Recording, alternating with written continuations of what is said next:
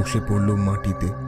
পরক্ষণেই নিজের মেয়ের নিথর দেহটার দিকে তাকিয়ে টুকরে কেঁদে উঠল সে।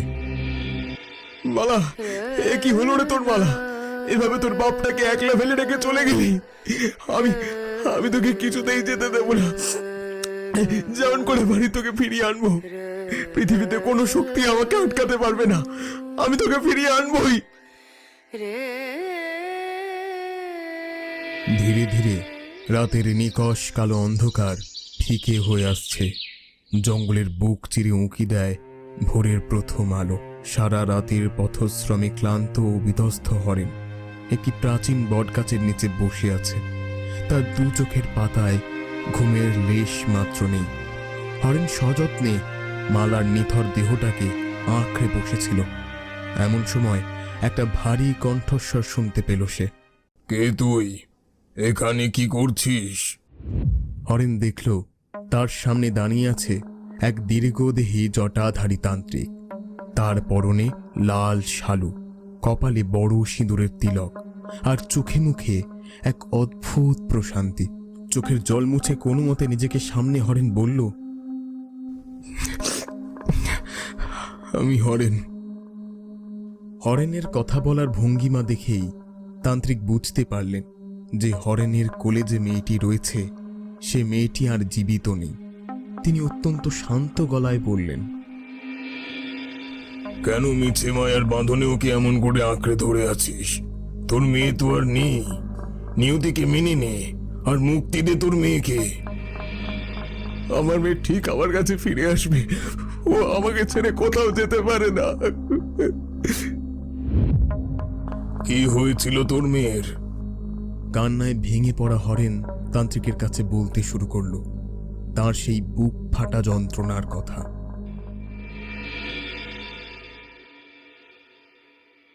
সারা দিনের হাড় ভাঙা খাটুনির পর ক্লান্ত শরীরে নিজের কুঠিরে ফিরে আসে হরেন। দাওয়ায় পা রাখতেই ছোট্ট মালা হাসি মুখে ছুটে আসে বাবার কাছে। তুই কবে এত বড় হয়ে গেলি মা? বাবাদের বয়স হয়ে গেলে মেয়েদের কাছে তারাই বাচ্চা হয়ে যায়। তখন মেয়েদেরকেই তো তার বাবার খেয়াল রাখতে হয় মায়ের মতন। বছর 10-এর মেয়ের মুখে এমন কথা শুনে হরেন আবেগাপুলত হয়ে মালাকে দুই হাতে পরম মমতায় নিজের বুকে জড়িয়ে ধরে। কিন্তু হরেনের কপালের এই সুখ বেশি দিন সইল না। হঠাৎ একদিন মাথা ঘুরে পড়ে যায় মালা। একিরে মা, তোর গা তো জ্বরে পুড়ে যাচ্ছে। তুমি একদম চিন্তা করো না বাবা, আমি একদম ঠিক আছি। এভাবে কেটে গেল 2 দিন। মালার জ্বর কমার কোনো লক্ষণ দেখা গেল না। নিরুপায় হরেন মেয়ের চিকিৎসার জন্য টাকার আশায় মরিয়া হয়ে ছুটে গেল তার দাদা নরেনের কাছে। দাদা, আমি তোর পায়ে পড়ছি। মেয়েটার শরীরটা বড্ড খারাপ, জ্বরে গা পুড়ে যাচ্ছে। গায়ের শিবেন বৈদ্যকে দেখিয়েছিলাম, তিনি বললেন এক্ষুনি শহরে বড় হাসপাতালে নিয়ে যেতে। অনেক টাকা দরকার দাদা, তুই আমাকে কটা টাকা ধার দে। আমি দিন রাত এক করে খেটে তোর সব টাকা কড়াই গন্ডায় শোধ করে দেব। কি, তুই টাকা শোধ করে দিবি? হ্যাঁ দাদা, আমি তোর সব টাকা শোধ করে দেব। যার নিজের দুবেলা খাওয়া জুটছে না সে করবে আমার টাকা শোধ? ভিখারির আবার বড় বড় কথা। 2 পয়সার মুরদ নেই। আমার অত কষ্ট করে জমানো টাকা আমি তোর মতো ছোট লোকদের পেছনে ওড়ানোর জন্য জমিয়ে রাখিনি।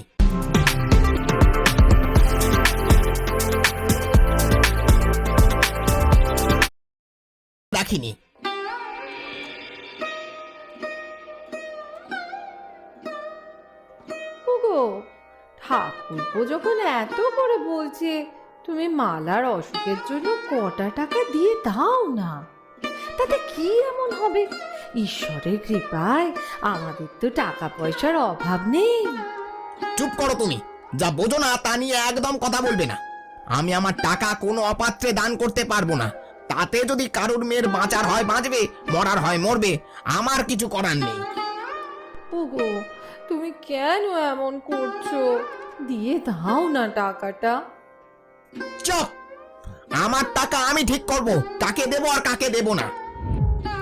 এমন কথা বলিস না দাদা, তুই ছাড়া আমার আর কেউ নেই। মেয়েটা আমার মারা যাবে রে। ছাড় বলছি, আমি কোনো টাকা দিতে পারবো না। দূর দূর আমার চোখের সামনে থেকে। সেদিন দাদার নিষ্ঠুর প্রত্যাখ্যানার অপমানে খালি হাতেই ফিরে আসতে হয়েছিল হরেনকে। চরম দারিদ্র আর অসহায়তা সেদিন যেন গলা টিপে ধরেছিল এক বাবার। ডাক্তার, বৈদ্য, ওষুধ কিছুই জুটল না টাকার অভাবে। সেদিন রাতেই বিনা চিকিৎসায় হরেনের কোলেই শেষবারের মতো চোখ বুঝল ছোট্ট মালা।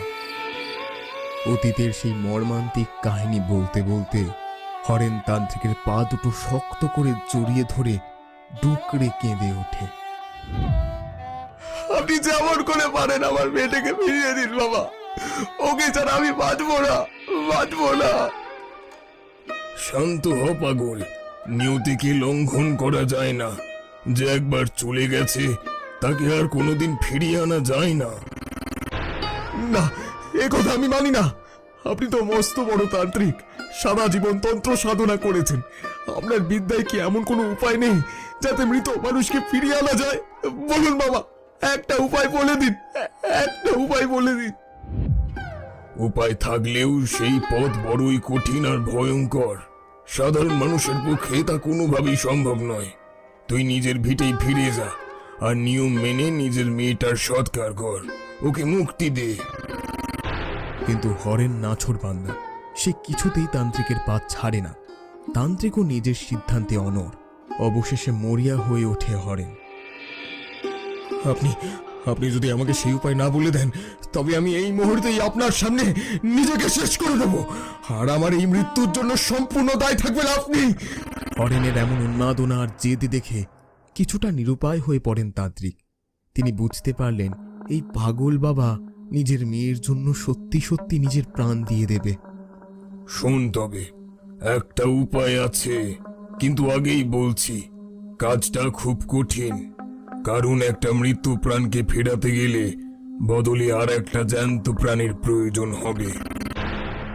আমি সব করতে রাজি আছি, আপনি শুধু বলুন আমাকে কি করতে হবে। ঠিক আছে, তুই আমার সাথে চল। আর 21 দিন পর অমাবস্যা। নাওয়া খাওয়া সব ভুলে তোকে অপদেবের সাধনা করতে হবে। সেই সাধনা সফল হলে তবেই তুই। এরপর হরেন জঙ্গলের গভীরে তান্ত্রিকের আস্তানায় ওনার সান্নিধ্যে সামনে পাথরের বেদির ওপর শোয়ানো রয়েছে মালার নিথর দেহ। তান্ত্রিকের দেওয়া অলৌকিক বিভূতির প্রলেপে দেহটি অবিকল আগের মতোই আছে। সে যেন এক গভীর ঘুমে আচ্ছন্ন। মালার দেহটি একটি